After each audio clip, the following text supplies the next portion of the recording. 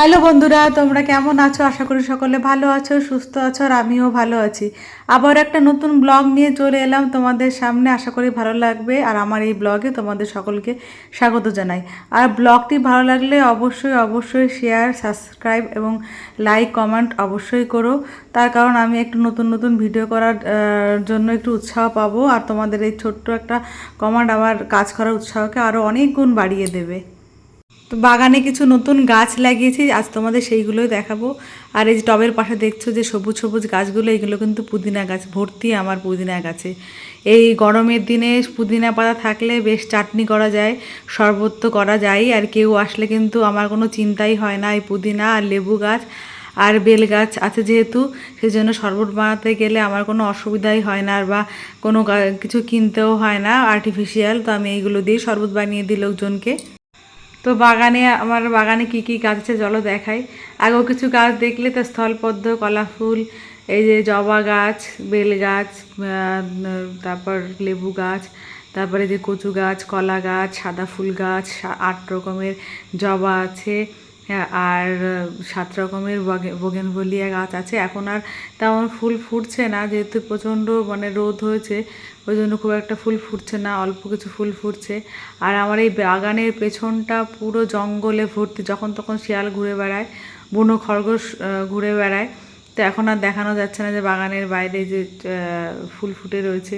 এটা একটা ডুমুর গাছ, অনেক ডুমুর হয়, অনেকে নাকি ডুমুর খায়। আমাদের এখনও খাওয়া হয়নি, আর সূর্যটা এখনও ঠিকঠাক করে উঠে পারেনি। আর যেটা বেল ফুলের গাছ, এই কলা গাছটা সদ্যই লাগিয়েছি। আর এই যে কচু গাছটাও সদ্য লাগিয়েছি। জবা গাছে লাল জবাটা কয়েকটা ফুল ফুটেছে, এখানে একসঙ্গে দুটো জবা গাছে, সাদা আছে লাল আছে। আর গাছগুলো একেবারেই বাড়তে চায় না, তার কারণ এখানে মাটিটা ভীষণই রুক্ষ। আর এই যে এটাকে বোধহয় মিলি ফুল বলে, আমার ঠিক মনে পড়ছে না। আর এই যে এর তলায় ড্রামের মধ্যে লাগানো রয়েছে বোগেনভেলিয়া, আর টবের মধ্যেও লাগানো হয়েছে। আর এই সবেদা গাছটাকে একেবারে নতুন লাগিয়েছি, তবে কিছু নতুন পাতা ছেড়েছে, বেঁচে গেছে।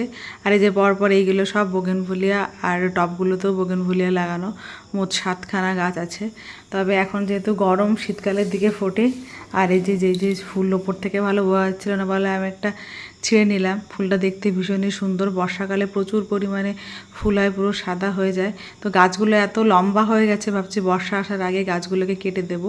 আর এই যে একটা পেয়ারা গাছ, এটাও সদ্য লাগিয়েছি, তো এরও কচি পাতা বেরিয়েছে একেবারে। আর এই যে এই গোলাপ গাছটাতে কি পোকায় খেয়েছে কিনা আমি বুঝতে পারলাম না। অনেক চেষ্টা করে অনেক দেখলাম, কোনো পোকা খুঁজে পেলাম না। তো পুরো একদম পাতাগুলোকে ফুটো ফুটো করে ফেলেছে, পোকাই খেয়েছে, খেয়ে হয়তো অন্য গাছে চলে গেছে, কিন্তু আমি প্রচুর খুঁজেছি, পাইনি। আর এই একটা কামরাঙা গাছ লাগিয়েছি, গাছটাও বেশ একটু বড় হয়েছে আগের থেকে। তো আমি ভয় পাচ্ছিলাম, রোদ্দুরে লাগিয়েছিলাম যে গাছগুলো বাঁচবে কিনা। তো যাই হোক, বেঁচে গেছে। আর এই যে আমার সামনের রাস্তাটা, আর এই চারপাশে পুরো কটারের এই যে গাছপালায় ভর্তি, এখানে প্রচুর গাছপালা। আর এই যে আমার একটা করবী গাছ, করবী গাছের পাশে একটা নীলকণ্ঠ ফুলের গাছ আছে। আর এই দেখো একটা জিনিস দেখাই তোমাদের, দেখো এই যে গরমের সময় এই কুকুর, আমি জানতাম যে কুকুর কখনো জলের মধ্যে স্নান করতে ভয় পায়, তো এখানে এসে দেখলাম যে না, এই গরমে কুকুরগুলো একটু স্নান করতে ভালোবাসে। আর আমি এটা বুঝতে পারতাম না যে জলটা কেন নোংরা হয় প্রত্যেক দিন পরিষ্কার করে স্কচব্রাইট দিয়ে এটাকে ঘষে জল ফেলে দিও, আবার সে দেখি জলগুলো ভীষণ নোংরা হয়ে যায়। তো কারণটা বুঝতে পারলাম যে এই কুকুর এসে প্রত্যেকদিন স্নান করে আর জলটা নোংরা হয়ে যায়। আর দেখো কি সুন্দর বাচ্চাদের মধ্যে বসে স্নান করছিল। তো গরু মোটামুটি সব পশুরা এসে এখানে জল খায়, আর উনি এসে এখানে স্নান করেন। এই একটা কুকুরকেই দেখেছি, অন্য কুকুর করে কিনা জানি না। এই কুকুরটাকে আগেও আমি স্নান করতে দেখেছি। সকালবেলার কাজ সেরে, দুপুরের রান্না বান্না খাওয়া দাওয়া সেরে একটু বিশ্রাম নিয়ে বিকালের দিকে না, ঠিক সন্ধ্যার দিকে আমরা একটু শপিং করতে বেরিয়েছিলাম। মূলত মেয়ের জন্মদিন সামনে, সেই কারণে ওর জামা কিনতেই বেরিয়েছিলাম, তার উপর একটু অফারও ছিল। তো গিয়ে যা জন্মদিনের ড্রেস আর পছন্দ হয়নি, এমনি কয়েকটা ড্রেস নিয়ে নিলাম ওর। আর ও মন দিয়ে একেবারে দাদার জন্য ও কেনাকাটি করছে, কোনটা পছন্দ করবে। তো শপিং মলেই দুটো মেয়ে অনেকক্ষণ ওর পেছনে একটু ঘুরঘুর করছিল, ওর সঙ্গে একটু ভাব জমাবে বলে, তা ওদের একদমই পাত্তা দিল না। এসে নিজের চড়িটা খুলে গেছিলো, ওগুলো আবার লাগিয়ে নিয়ে আবার শপিং করতে লেগে পড়লো। দাদার সঙ্গে একটু লুকোচুরিও খেলে নিল এর মাঝখানে, আবার আমার সঙ্গে একটু পোজ দিয়ে ছবি তোলাও মানে হয়ে গেল দাদার সঙ্গে। তো এদিকের বাবা সব শপিং করছে আর আমি একটু মেয়ের একটু ছবি করে নিলাম।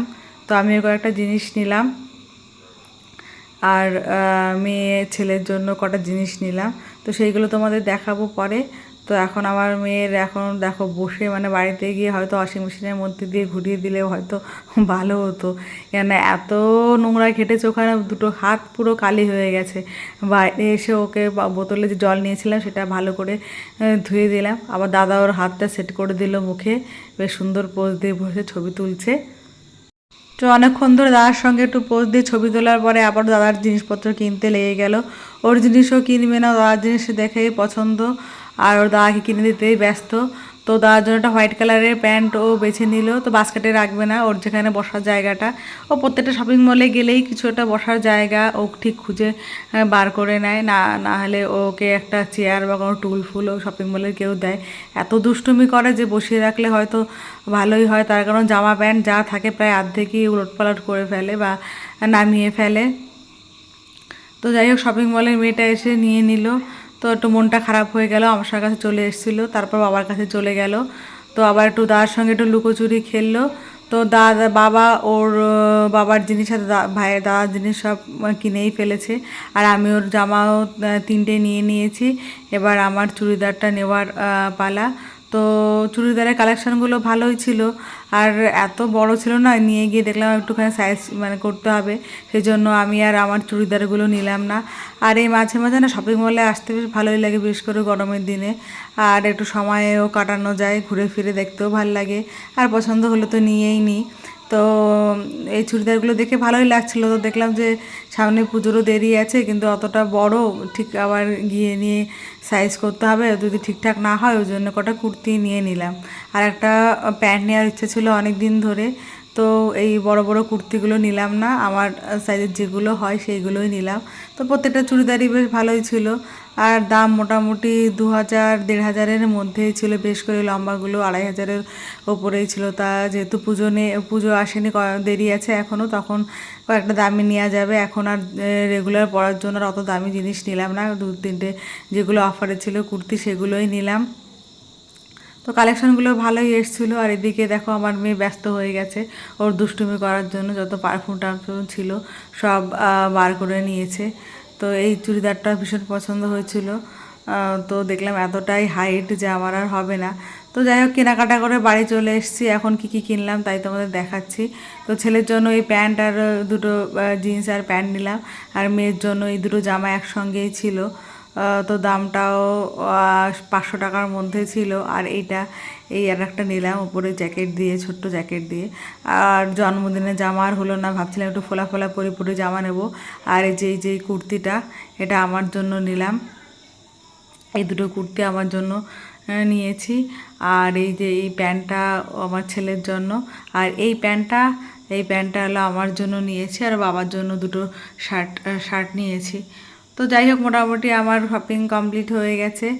আর এই ব্লগটা এই পর্যন্ত, ওদিন সবাই ভালো থাকবেন, সুস্থ থাকবেন, পরের ব্লগে দেখা।